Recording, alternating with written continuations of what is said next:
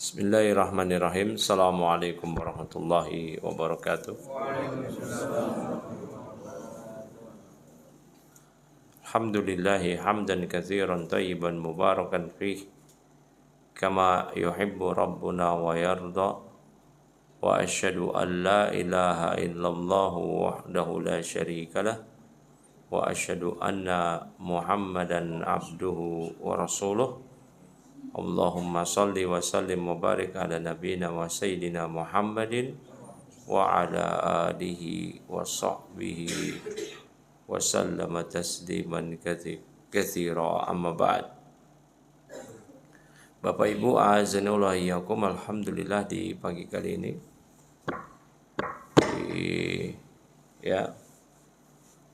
hari-hari terakhir di bulan Syawal kita masih bisa meluangkan waktu kita untuk belajar agama setelah sholat subuh berjamaah. Masuk sekarang di Al-Hadis Al-Ishrun, hadis ke-20. Nah, ini enggak disangka juga ya, dari 40-an hadis yang kita kaji. Kalau kita berkaca di pertemuan pertama hadis ini, kapan kelarnya nih gitu kan. Kajiannya sebulan sekali lagi. Hadisnya mana ada yang panjang, penjelasannya panjang ya, tapi begitulah waktu berlalu dengan cepat ya. Bapak-bapak mungkin dulu, ibu-ibu masih remaja, terngiang-ngiang, masih beranjak lulus SD, SMP, tiba-tiba udah seusia begini, udah punya cucu. Ya, begitu juga mungkin kita di akhirat. Kayaknya baru kemarin hidup di dunia, tiba-tiba udah di akhirat aja nih, kita udah di mahsyar ngumpul. Masuk kubur. Ya begitu memang kehidupan cepat. Ya, makanya manfaatkan waktu untuk hal-hal yang bermanfaat. Ya. Barakallahu fik. An Abi Mas'udin, dari Abu Mas'ud Uqbah bin Amr Al-Ansari Al-Badri radhiyallahu anhu qala Rasulullah, ia mengatakan Rasulullah SAW bersabda. Uqbah bin Amr, Abu Mas'ud, ia mengatakan Rasulullah SAW bersabda, inna mimma adrakan nasu min kalamin nubuwati al-ula idza lam tastahi fasna ma syi'ta. Sesungguhnya termasuk perkara yang didapati oleh manusia dahulu dari perkataan kenabian yang pertama. Jadi dahulu para nabi senantiasa mewasiatkan umat untuk memegang teguh hal ini. Ya. Yaitu apa? Idza lam tastahi fasna ma syi'ta. Jika Anda udah enggak punya rasa malu, maka lakukanlah semua apa yang Anda inginkan. Lakukanlah, berbuat sesuatu sesuka Anda. Ya, rawahu Al-Bukhari. Nah, hadis ini adalah hadis yang azim, hadis yang dahsyat ya. Yang Nabi SAW sabdakan di sini, idza lam tastahi, apabila Anda tidak memiliki rasa malu. Sedangkan malu adalah bagian terpenting dalam iman. Nabi sabdakan dalam hadis yang lain, ya, wal haya'u minal iman. Malu bagian dari iman. Syu'batun minal iman. Malu adalah cabang dari keimanan. Maka orang yang tidak punya rasa malu bagaikan tidak ada keimanan. Ajakan-ajakan atau seruan-seruan untuk mengungkapkan jati diri ya, yang dislogankan oleh orang-orang zaman sekarang itu bertentangan dengan prinsip Islam. Jaga image itu penting. Ya, menanamkan rasa malu itu penting, ini bagian dari agama. Ada orang yang mereka melakukan sesuatu hal yang mereka itu diajak, ekspresikan dirimu katanya. Jadilah dirimu sendiri. Slogan-slogan seperti ini harus dirinci, jangan ditelan mentah-mentah oleh pribadi muslim. Apalagi seruan-seruan seperti itu mengajak diri dia untuk menghilangkan, mencabut rasa malu. Maka ini adalah kemungkaran. Ya, ini adalah kemungkaran. Terlebih lagi bangsa kita, orang-orang Indonesia, orang Timur, yang memiliki budaya, etika, rasa malu yang tinggi. Maka jangan mau kita ajak-ajak oleh mereka orang-orang barat atau yang semisalnya untuk menyingkirkan rasa malu dari diri kita. Nah, barakallahu fikum. Ya. Kemudian di sini hadis ini dijelaskan oleh para ulama yang saya bacakan keterangannya dari Syekh Shalih Al Fauzan. Ya. Rasa malu akan menjaga seseorang dari hal-hal yang tidak layak. Falladhi yastahyi yamtani' mimma la yalik. Orang yang malu, maka itu rasa malu itu akan mencegah dia dari hal-hal yang tidak layak. Li'annal hayata yamna'uh, karena rasa malu itu yang akan mencegah dia dari perbuatan-perbuatan mungkar. Makanya ini penting kita menanamkan identitas diri kita sebagai seorang mukmin, supaya kita malu sama identitas kita untuk melakukan kemungkaran.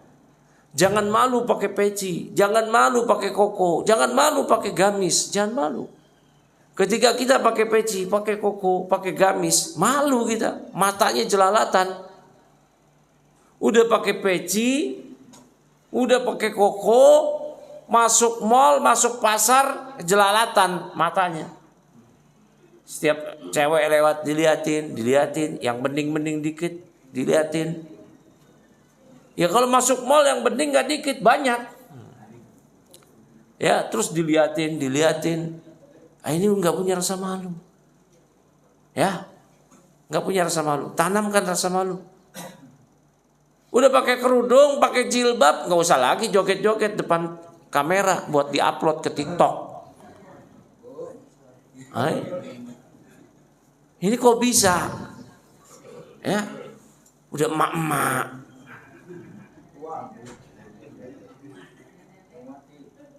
Terus pakai jilbab, kerudung. Ya. Udah rasa malu udah. Nggak ada tuh joget-joget terus diupload di TikTok, di IG. La haula wala quwata illa billah.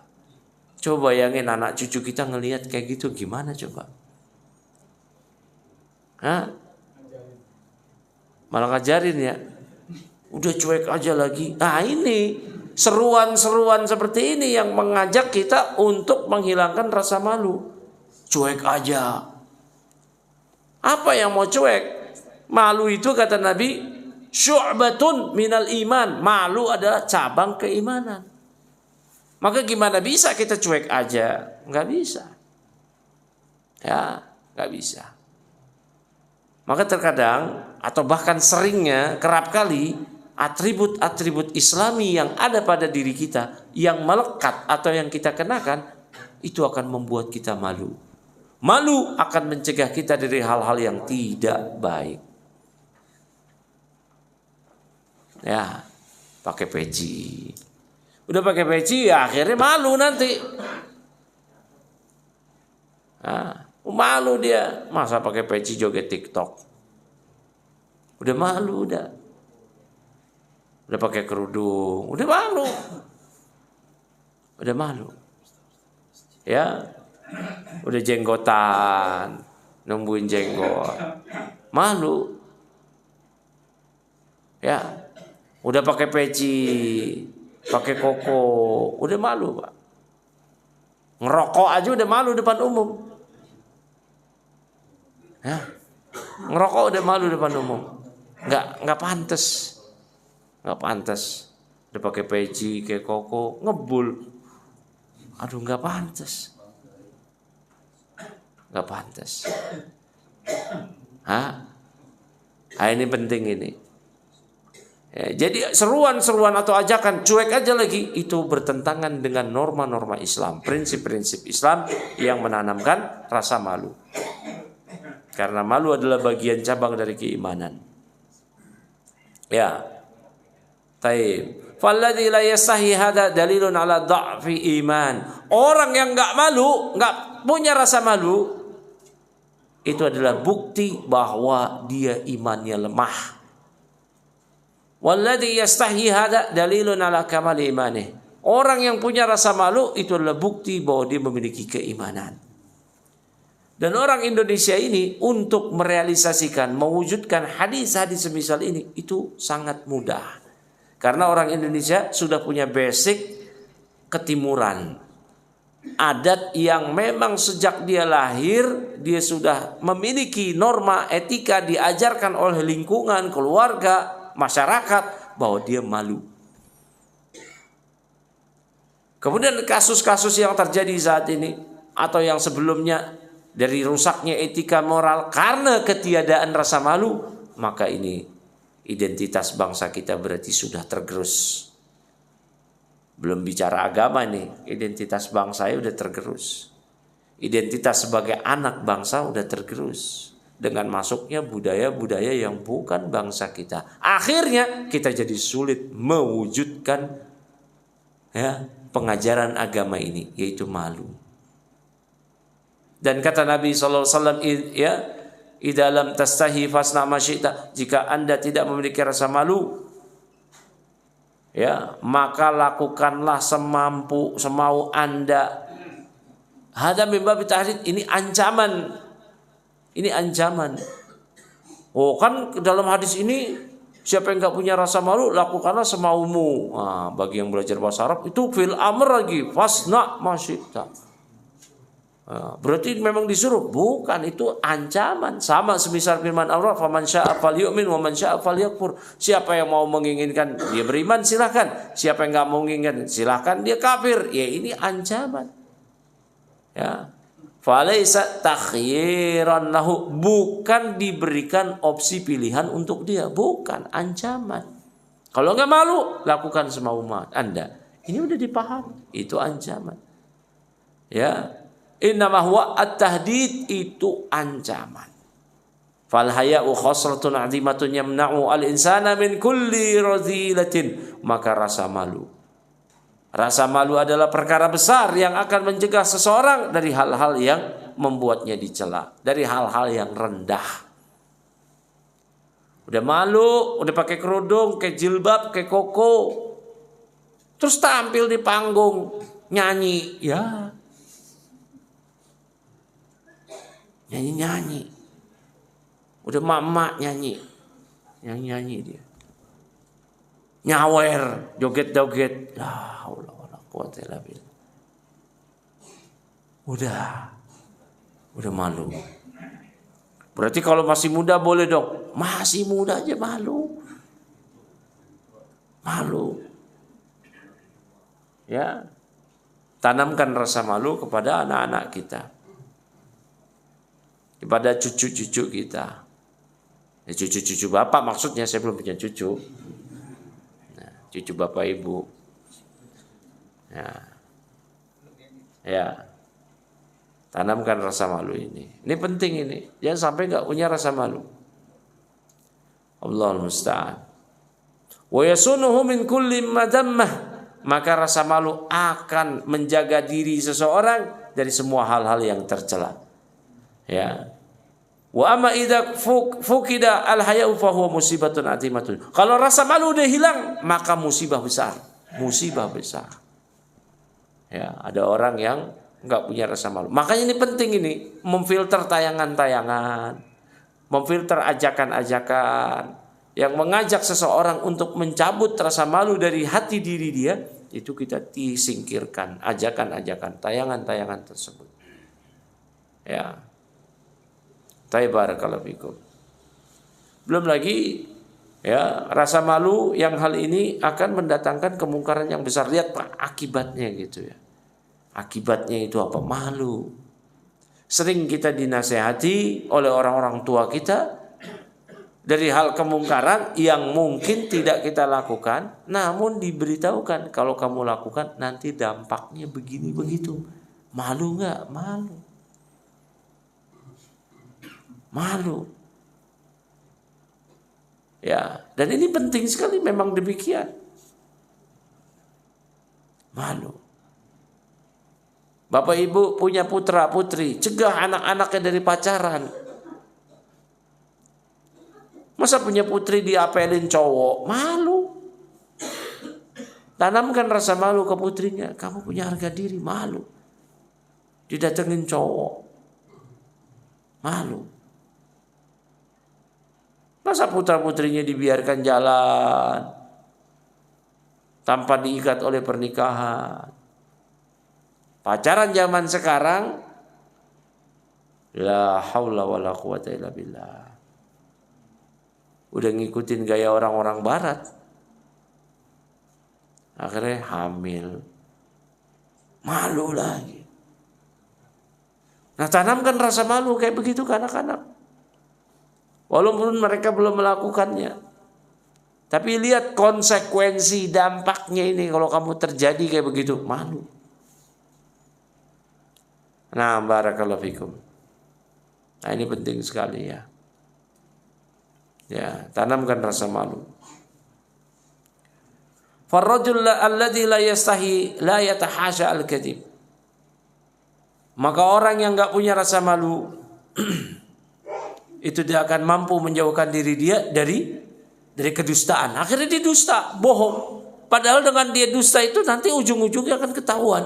Kalau ketahuan malu. Wala yatahasha sayyi'al umur was-safasifa war-radha'il. Ya. Baik. Tidak akan mampu menjauhkan diri dia dari perbuatan buruk, hina dan rendah. Wala yamna'u an syurbil khamr. Rasa malu kalau sudah tidak ada, maka diri dia tidak akan bisa lagi terjauhkan diri dari minum khamr, wazina, wasariqah, wa ghairi dzalik, berzina dan mencuri, korupsi dan yang lainnya. Tanamkan rasa malu. Ya. Yang bekerja kalau dia korupsi, tanamkan rasa malu. Jangan dilihat ini kalau diambil peluangnya, ini peluang cuman sekarang aja nih, hasilnya besar. Tanamkan rasa malu. Tapi kalau ketahuan, malunya kayak apa? Ya. Namun memang zaman sekarang orang-orang udah nggak punya rasa malu, nggak peduli dia, ya nggak peduli. Ya, tadi udah disebutin tuh kasus-kasus oleh Ustadz, ya, yang terjadi di negeri ini akibat hilang rasa malu. Masa hakim yang sedang mensidang seseorang yang tertuduh korupsi, tertuduh menerima suap, dia yang terbukti menerima suap. Enggak malu apa?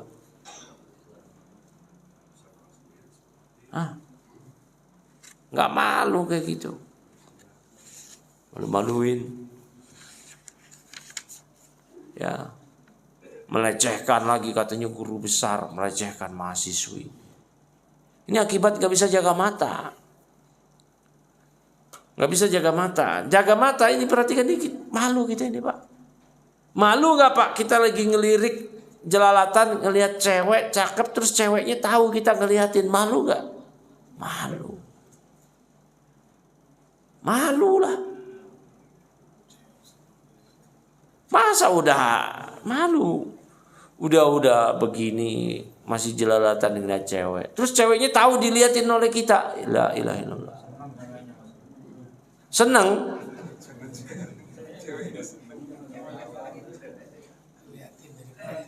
Entah ceweknya senang atau enggak. Kalau ceweknya yang enggak punya rasa malu juga senang. Tapi malulah ada orang lain yang ngelihat. Itu dia ngeliatin cewek yang ini. Jelalatan. La haula wala quwata illa billah. Ya. Fahada fihi al-has 'alal adab wa takhalli bil haya. Maka dalam hadis ini terdapat anjuran untuk beradab, beretika, bernorma, berakhlak dengan akhlak yang baik, yaitu dipupuk dengan rasa malu. Wa fihi dalilun 'ala fadlil haya'i. Di sini juga terdapat dalil akan keutamaan rasa malu. Wa annahu la ya'ti illa bi khairin. Rasa malu tidaklah mendatangkan apa-apa kecuali kebaikan, sebagaimana dalam hadis. Ya. Wa anna alladzi la yastahi mahrumun min hadzal khoslatil azimah. Maka orang yang enggak punya rasa malu, dia akan tercegah mendapatkan hal-hal tersebut. Fala yubali bima yadurruh, dia enggak peduli dari hal-hal yang akan merusak, membahayakan diri dia. Wa yaqdahu fi dini wa yaqdahu fi muru'atihi, merusak agamanya, merusak wibawanya. Wa yaqdahu fi rajulatihi, merusak kejantanannya. Wa hunaka ihtimalun annal murad idza kana al-amru la yustahya min fi'lihi faf'alhu in syi'ta fa huwa min babil idzni la min babit tahdid. Nah, makna lain dari hadis ini ya adalah suatu perkara jika dikerjakan tidak membuat malu, maka perkara tersebut boleh dikerjakan. Ini makna lain. Kalau sampai tidak membuat malu itu hilang, maka perkara tersebut boleh dikerjakan. Maka makna hadis ini pemberian izin, bukan ancaman. Fa'al masyita kalau dengan tafsiran yang kedua. Malu semuanya kebaikan. Ya, malu yang buruk itu apa? Malu belajar. Malu yang buruk itu apa? Bukan malunya yang buruk, tapi dia menempatkan rasa malu bukan pada tempatnya. Meletakkan rasa malu pada diri dia bukan pada tempatnya. Malu belajar agama, malu memulai kebaikan. Ada orang kebalik, kebolak-kebalik. Giliran belajar malu, giliran ngaji malu, giliran buat dosa, maksiat, etika buruk nggak malu. Ya, ini kebolak-balik. Dia belum bisa ngaji, ada pelajaran Quran. Wah, ntar saya ketahuan lagi nggak bisa baca Quran. Ini malu yang buruk. Nah, dia berarti nggak tahu menempatkan rasa malu pada tempat yang sebenarnya. Ya, yang mencegah kita untuk dari kebaikan-kebaikan semisal belajar agama itu cuma dua, sombong dan malu. Itu pun malu-malu yang tidak pada tempatnya. Tapi selesai hadis ke-20 masuk ke hadis 21.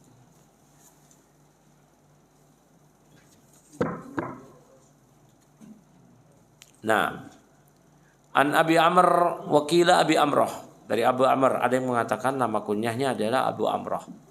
Siapa namanya yang berkunyah dengan ini? Sufyan ibnu Abdullah. Itu Sufyan bin Abdullah radhiyallahu anhu. Qala qultu ya Rasulullah, aku mengatakan wahai Rasulullah, qul li fil Islam qaulan la as'alu anhu ahadan ghairak. Wahai Rasulullah, ya, kulli fil Islam, katakanlah, beritahukanlah kepadaku satu perkataan dalam Islam, la as'alu anhu ahadan ghairak, yang aku tidak akan bertanya tentang hal ini lagi kepada siapapun selain Anda. Saya hanya mau bertanya pada Anda, katakanlah kepadaku sesuatu hal dalam Islam. Qala qul amantu billahi tsumma istaqim. Rawahu Muslimun. Kata Nabi SAW, ya, ucapkanlah aku telah beriman pada Allah, tsumma istaqim. Kemudian Anda mesti istiqomah. Anda mesti komitmen. Ya. Dengan ucapan Anda tersebut. Anda ucapkan dengan lisan bahwa Anda beriman, Anda istiqomah, yaitu Anda mesti membenarkan di hati Anda. Kemudian Anda amalkan konsekuensi dari beriman pada Allah dengan amal-amal perbuatan Anda. Dan istiqomahlah. Istiqomahlah yaitu langgengkanlah. Jangan terputus. Hadal hadis anna Sufyan ibn Abdullah sa'ala Nabi sallallahu alaihi wasallam ayaqula lahu kalaman jami'an lil khair. Hadis ini sahabat Nabi Sufyan bin Abdullah yang nama kunyahnya Abu Amrah atau Abu Amr, dia meminta kepada Nabi sallallahu alaihi wasallam agar Nabi mengucapkan kalimat pengajaran kepadanya yang kalimat tersebut menghimpun segala kebaikan. Wadihan fi uslubihi, yang sangat jelas uslubnya. Ya, konteks kalimatnya itu jelas, bihaitsu la yahtaju ila syar'in, di mana enggak membutuhkan lagi penjelasan yang bertele-tele, wa ila man yuwaddihu wa yubayyinuhu, enggak butuh lagi penjelasan kepada orang yang bisa menerangkan kembali kepada dia, mentafsirkan kembali. Wa yakunu wadihan fi nafsi. Yang kalimat tersebut sudah jelas buat diri dia sendiri ketika dia mendengar hadis Nabi. Ya. Yaitu kalimat yang diajarkan oleh Nabi, amantu billah. Ucapkanlah, aku telah beriman pada Allah. Ya, summa yastaqim ala dzalik. Kemudian dia istiqomah. Dia komitmen di atas ucapannya tersebut.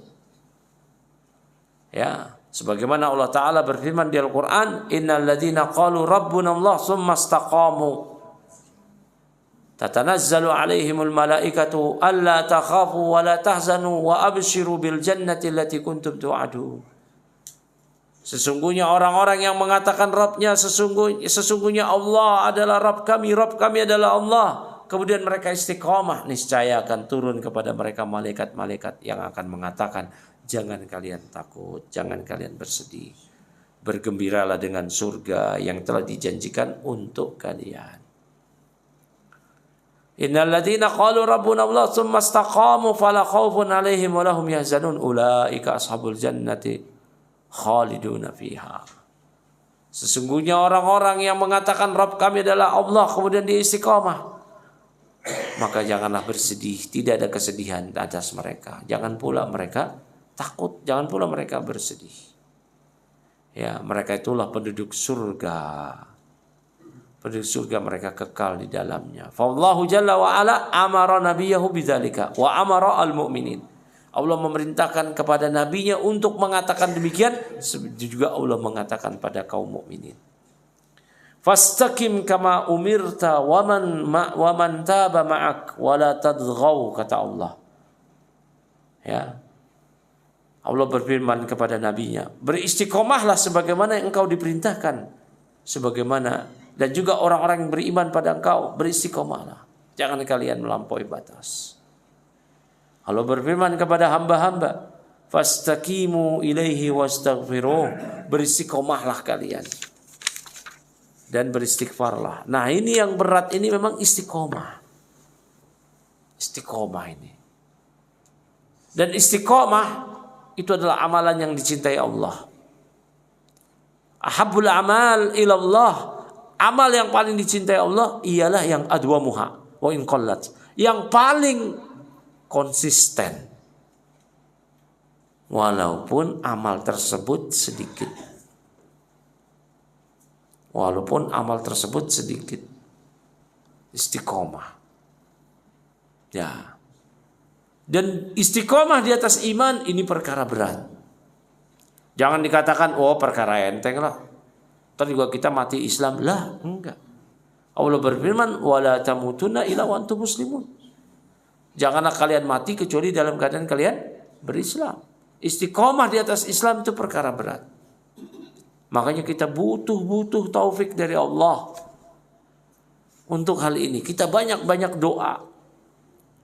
Allahumma inna nas'aluka husnal khatimah wa na'udzubika min su'il khatimah. Kita minta pada Allah akhir hidup yang baik, buah dari keistiqomahan. Kita berlindung dari Allah akhir hidup, ending hidup yang buruk karena ketiadaan istiqomah. Komitmen, langgeng dalam amal imannya. Nah, ini penting ini. Kita saksikan ada orang jos luar biasa beramal,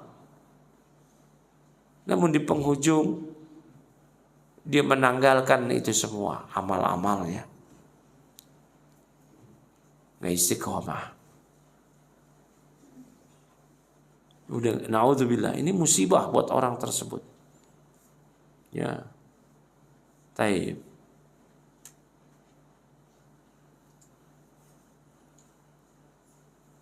Iman, ucapan dengan lisan, keyakinan dengan hati, dan amal dengan anggota badan. Ya, maka keimanan ini menuntut keistiqomahan. Kita ucapkan, kita benarkan di hati kita, diamalkan dengan anggota badan. Komitmen di atas demikian. Wa yakunu mustaqiman ala dzalika fi qalbi wa yaqinihi wa mustaqiman alaihi fi amalihi.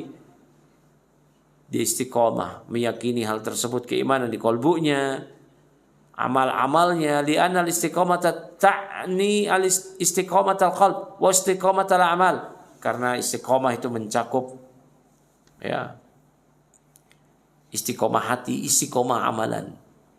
Fajama'a lahu an-nabiy sallallahu alaihi wasallam al-khaira qul fi hataini al-kalimatain.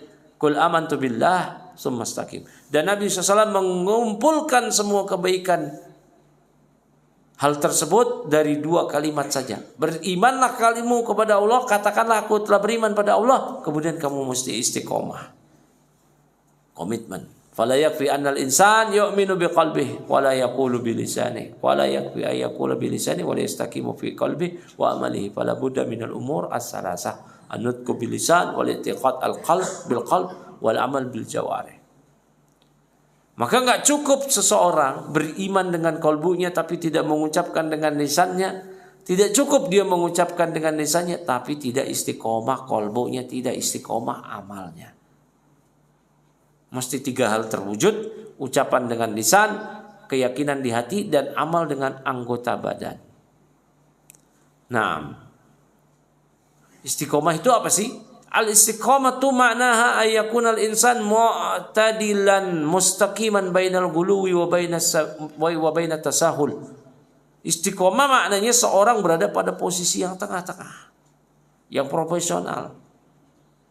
Ya, dia tetap di situ, berada di antara sikap berlebih-lebihan atau meremehkan. Fala yakunu ghaliyan wala zaidan wala ta'ishan wala yakunu mutasahilan munkhallan. Dia tidak gulu, tidak memaksakan diri, tidak ekstrem, tidak pula bergampang-gampangan meremehkan. Namun dia berada di mu'tadilan, pada posisi pertengahan. Istiqomah di situ. Ya, dan istiqomah itu berat. Berat. Seorang beramal ketika memulai itu berat, cobaannya banyak. Ketika sudah beramal, berat. Semakin berat. Dan akan semakin berat di penghujung hidup. Semakin berat lagi. Makanya Pak, kita mesti banyak-banyak berdoa yang diajarkan oleh Nabi agar kita istiqomah. Ya muqallibal qulub, sabbit qalbi ala dinik. Wa ya muqallibal qulub, sabbit qalbi ala ta'atik. Ya Allah, zat yang membolak-balikkan hati, sabbit, kokohkanlah hatiku di atas agamamu. Kokohkanlah hatiku di atas ketaatan kepadamu. Banyak-banyak doa. Ya muqallibal qulub, sabbit qalbi ala dinik wa sabbit qalbi ala ta'atik. Banyak-banyak doa minta tolong pada Allah di akhir salat kita.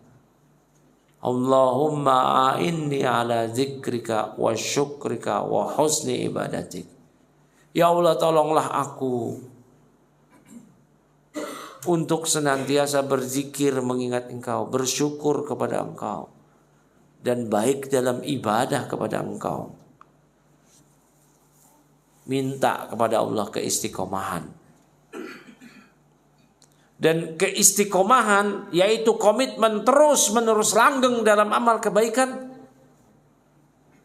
Inilah yang disebutkan oleh Syekhul Islam Ibn Taimiyah rahimahullah ta'ala dan yang lainnya sebagai karomah yang paling besar yang didapatkan seorang hamba dari Allah. Karomah wali yang paling besar. Karomah wali yang paling besar, saya ulangi, a'zamul karomah luzumul istiqomah. Karomah waliullah yang paling besar adalah seorang tetap istiqomah. Maka ketika istiqomahnya seseorang di atas agama ini sampai matinya, itu membuktikan ternyata dia adalah waliullah. Karena waliullah itu cirinya bukanlah atribut, pakaian, penampilan, bukan. Waliullah itu ucapan dengan lisan, amalan dengan amal perbuatan, keyakinan di hati. Dan karomah yang paling besar dari seorang wali, dia istiqomah sampai akhir hayatnya. Dari dulu ke masjid, bolak-balik masjid, ikut kajian. Istiqomah dia dengan amal-amal wajib, amal-amal sunnah. Salat wajib nggak putus, nggak pernah dia tinggalin di masjid. Salat sunnah, qabliyah, ba'diyah, witir. Kadang dia puasa sunnah, dia istiqomah, meninggal husnul khotimah. Inilah waliullah. Loh, kok waliullah? Apa tandanya? Istiqomah. Bahkan inilah karomah terbesar yang diberikan oleh Allah kepada seorang wali. Seorang wali itu bukannya tandanya yang tadi saya sebutin, mesti pakai udang-udang, enggak. Ya, Allah Ta'ala berfirman, ala inna awliya Allah la khawfun alaihim wa lahum yahzanun alladzina amanu wa kanu yattaqun. Ketahuilah wali-wali Allah adalah mereka yang tidak ada rasa takut, tidak ada rasa sedih kalau kehilangan dunia. Mereka beriman dan mereka bertakwa. Ini wali. Mereka beriman, wa kanu yattaqun, mereka bertakwa. Dan kalau mereka istiqomah, langgeng dengan keimanan, ketakwaan, inilah karomah yang paling besar. Karomah wali bukan bisa berjalan di atas air, terbang di udara, nggak mempan dibacok, bisa ngilang, bisa ini, bisa. Bukan, itu mah kecil. Bahkan kalau bisa didemonstrasikan, itu bukan karomah dari Allah, itu adalah sihir. Berarti dia bukan waliullah. Walaupun orang-orang nyebut dia waliullah, dia wali setan. Tidak diragukan lagi, 100% fix dia wali setan. Kalau dia bisa mendemonstrasikan yang katanya karomah. Lihat nih, rambut saya nggak mempan digunting. Yang penting tawakal, kata dia. Bohong. Jangankan karomah wali, mukjizat para nabi aja itu bisa ada mukjizat kalau Allah perintahkan. Emangnya tongkat Nabi Musa itu sekehendak Musa, semau Musa, Bani Israil ngumpul, nih lihat nih, laut merah terbelah. Enggak. Kapan laut merah terbelah? Ketika Allah firmankan, alsik biasa kayak Musa, lempar tongkatmu Musa, pukul. Ketika dipukul, ya udah, nggak bisa Musa demonstrasiin kayak gitu, nggak bisa. Nggak bisa.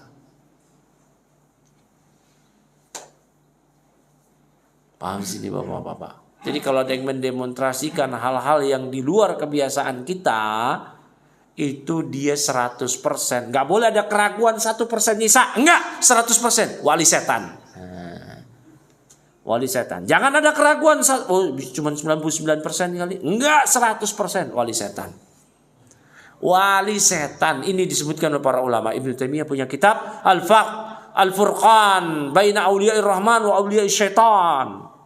Kitabnya itu namanya Al-Furqan, pembeda antara wali Allah Ar-Rahman dan wali setan. Apalagi yang katanya wali tersebut sudah mendemonstrasikan hal-hal yang di luar nalar manusia. Ternyata tidak ada keimanan, tidak ada ketakwaan. Gak pernah ke masjid, gak pernah kajian. Nah, Jumatan di Mekah katanya. Itu wali setan, Pak. Wali setan. Gak tutup aurat. Gimana mau jadi waliullah? Oh dia ini waliullah, cuman dia nyamar. Nyamar. Ini khidir, keder, bukan khidir. Khidir. Ngerokok, gak pakai baju. Ini waliullah nih. Dia ini orang yang ikhlas. Ikhlas gimana? Dia gak mau menampakkan kesolehan. Pura-pura maksiat. Loh, bisa begitu. Dia sebenarnya orang yang ikhlas. Dia pura-pura maksiat. Bisa begitu. Ada kayak begitu. Enggak ada. Dibuat-buat aja oleh dia. Jadi penting Pak ya.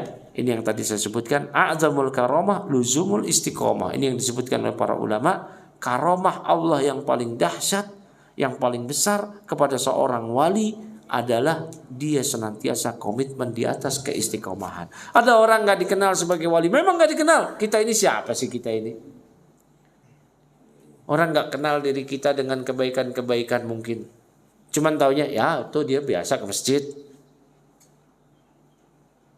Udah kita istiqomah di masjid, subuh nggak pernah kesiangan, sholat sunnah, qobliyah, ba'diyah, witir, nggak pernah tinggal. Kadang ada sedekah-sedekah yang kalau saya gajian saya sedekah ini, komitmen istiqomah, nggak putus-putus. Kok gajian disisihkan sedikit buat sedekah, ada bonus sedikit disisihkan buat sedekah, terus mati. Ini wali ini. Ini wali.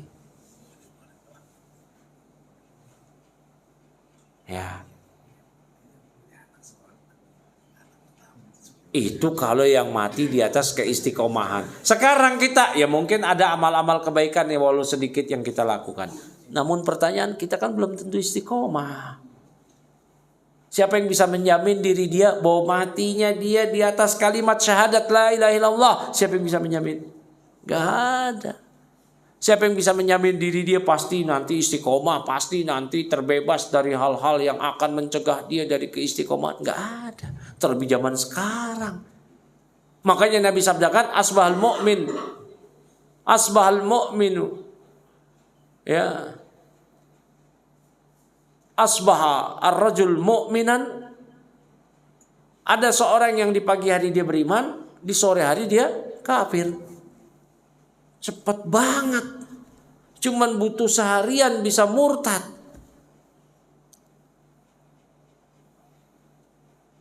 Gimana berwaktu berlalu ya ini penting ini ya. Ini penting ini. Ada orang di pagi hari beriman, sore hari kafir.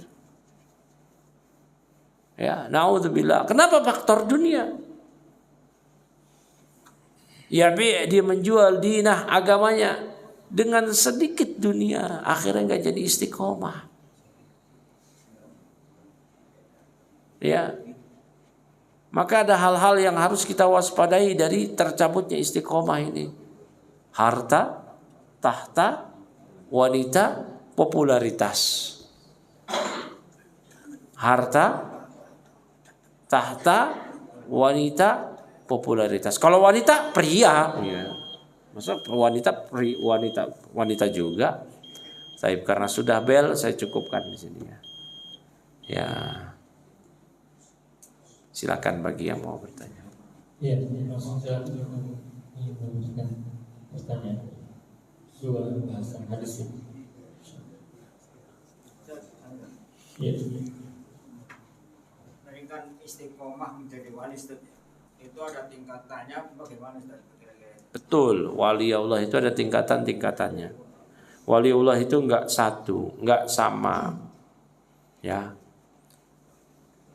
Ada yang waliullah yang tertinggi. Ya, waliullah yang tertinggi yang dia mengamalkan yang wajib, mengamalkan yang sunnah, meninggalkan yang makruh, bahkan meninggalkan yang mubah kalau mubah tersebut bisa membuat diri dia terluput dari kebaikan-kebaikan. Ini waliullah tertinggi. Ada yang namanya muqtasid. Ada yang namanya muqtasid yaitu waliullah yang dia mengamalkan yang wajib, meninggalkan yang haram. Udah itu aja. Kalau tadi yang pertama mengamalkan yang wajib, meninggalkan yang haram, bahkan jangankan haram, makruh aja dia tinggalin. Ya. Makruh aja dia tinggalin. Sunnah dia amalin. Nah, ada yang terakhir. Waliullah ini yang paling rendah. Dia mengamalkan yang wajib, namun terkadang jatuh ke yang haram. Ketika dia mengamalkan yang wajib, itulah dia jadi wali. Ketika dia mengamalkan yang haram, hilang kewaliannya. Jadi seseorang terkadang jadi waliullah ketika dia mengamalkan amalan-amalan yang wajib, atau amal kebaikan, terkadang dia jadi wali setan ketika dia terjatuh ke dalam hal-hal yang diharamkan. Jadi yang namanya waliullah tidak pada satu manzilah kedudukan, namun ada 3. Nah, ini yang disebutkan oleh Ibnu Taimiyah di kitab Al-Furqan Baina Auliya'ir Rahman wa Auliya'is Syaitan. Ya, gitu Pak. Silakan yang lain. Iya. Assalamualaikum warahmatullahi wabarakatuh. Assalamualaikum warahmatullahi wabarakatuh. Sebagaimana yang Ustaz sampaikan tadi, di mana pagi beriman, sore kafir. Ya. Dalam realitanya kan nggak mungkin begini ya. Pagi dia Islam, sorenya aja Nasrani, gitu kan. Tapi dalam konteksnya bagaimana itu? Terima kasih. Ya. Itu dalam hadis Nabi, ya bi'dinah bi'aradu minad dunya. Karena dia menjual agamanya karena sedikit dunia. Berarti tidak tanggung seseorang kan? Apa? Tidak tanggung seseorang. Iya. Ya. Dia bisa menjual agamanya karena dunia. Nah, kan banyak sekali sekarang. Ya. Dia suka jabatan dengan menjilat. Dia menjual agamanya. Dia suka harta, ya dengan dia menjual agamanya, menggadaikan prinsipnya. Nauzubillah. Suka lawan jenis, ya karena pacaran dengan non muslim, akhirnya pindah agama, ngikut. Nauzubillah. Dan ini realitanya demikian. Realitanya. Nauzubillah. Ya, mungkin ada yang lain, silakan. Bacaan sebelum azan dan sebelum mendirikan sholat itu memang ada bacaan khusus. Bacaan khusus antara apa? Sebelum azan dan sebelum mendirikan sholat baca al-nas segala macam ada. Ya itu tadi. Oh. Bacaan sebelum azan innallaha wa malaikatahu yusholluna 'alan nabi. Kemudian sebelum sholat seperti baca al-nas segala macam. Iya. Ada enggak dicontohkan Nabi seperti itu? Kalau ada nggak dicontohkan oleh Nabi? Ya nggak ada. Kalau yang mengatakan ada, ya silakan datangkan buktinya. Ya, di kitab apa? Kitab-kitab induk hadis, Sahih Bukhari nggak ada, Sahih Muslim nggak ada. Kutubus Sittah, Sunan Ibnu Majah, Sunan Ibnu Hibban, Sunan Abu Daud, Tirmidzi, An-Nasa'i nggak ada. Musnad Syafi'i, Musnad Ahmad ada nggak? Kalau ada coba berikan. Bahwa Nabi mengucapkan demikian. Ya, nah ini mungkin teman-teman atau bapak-bapak, oh tapi kan udah biasa. Ya, cobalah ya Pak ya. Kebiasaannya itu kita ganti dengan kebiasaan Nabi. Mana sih yang lebih bagus, kebiasaan kita apa kebiasaan Nabi? Masa iya orang tua kita dulu nggak mengikuti Nabi? Ya kalau mengikuti Nabi coba terangkan. Ya, baik. Ini yang pertama. Nah yang kedua, membaca qul a'udzu birabbin nas sebelum sholat. Ini mungkin maksudnya bagus, supaya terlindung dari was-was setan. Qul a'udzu birabbin nas. Katakanlah aku berlindung pada Rabb manusia, Malikin nas, rajanya manusia, Ilahin nas, Tuhannya manusia, min syarril waswasil khannas, dari was-was manusia. Was-was jin. Oh, ini bagus mungkin tujuannya biar dia sholatnya khusyuk. Tapi lagi-lagi Nabi tidak menjadikan surat An-Nas sebagai bacaan untuk meminta perlindungan dari setan sebelum sholat. Bacaan Nas itu yang ada ialah setelah sholat fardu, sebelum tidur, ketika pagi, ketika petang, baru dibaca. Itu perlindungan dia. Habis sholat dibaca setelah ayat kursi, Al-Ikhlas, Al-Falaq, An-Nas. Selepas sholat fardu.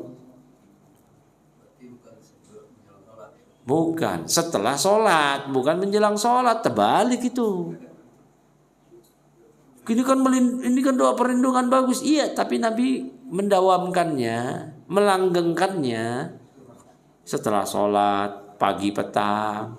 Ini kayak gini nih, habis ini kita baca itu setelah ayat kursi. Bacanya bahkan 3 lagi kalau pagi petang, 3 kali. Kulhu 3, Qul a'udzu birabbil falaq 3, Qul a'udzu birabbin nas 3. malam hari mau tidur baca ayat kursi, Al-Ikhlas, Al-Falaq, An-Nas.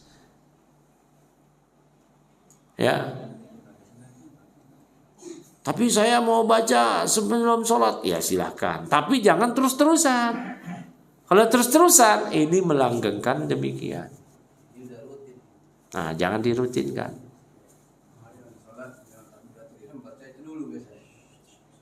Nah, itu jangan dilanggengkan.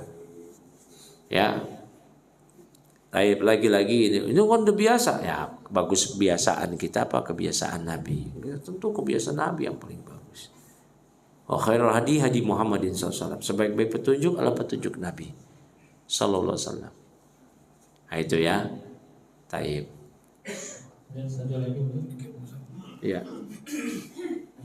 Ini Pak. Istilah wali tadi itu wali Allah itu beda dengan istilah Allah waliul ladzina amanu. Beda. Allah waliul ladzina amanu. Allah pembela orang-orang yang beriman. Wali itu dari kata mahabbah. Mahabbah. Ya. Nah, kalau waliullah berarti kekasih-kekasih Allah yang mendapatkan penjagaan dari Allah, perlindungan dari Allah. Kalau Allah walinya orang-orang beriman, Allah yang mencintai orang beriman, Allah yang membela mereka, menjaga mereka, memproteksi mereka. Kalau ada orang jadi wali, dia yang dijaga, diproteksi oleh Allah. Begitu, Pak. Paham Pak ya? Nah, tapi cukup kali ya. Subhanakallahumma bihamdika asyhadu an la ilaha illa anta astaghfiruka wa atubu ilaik. Assalamualaikum warahmatullahi wabarakatuh. Waalaikumsalam.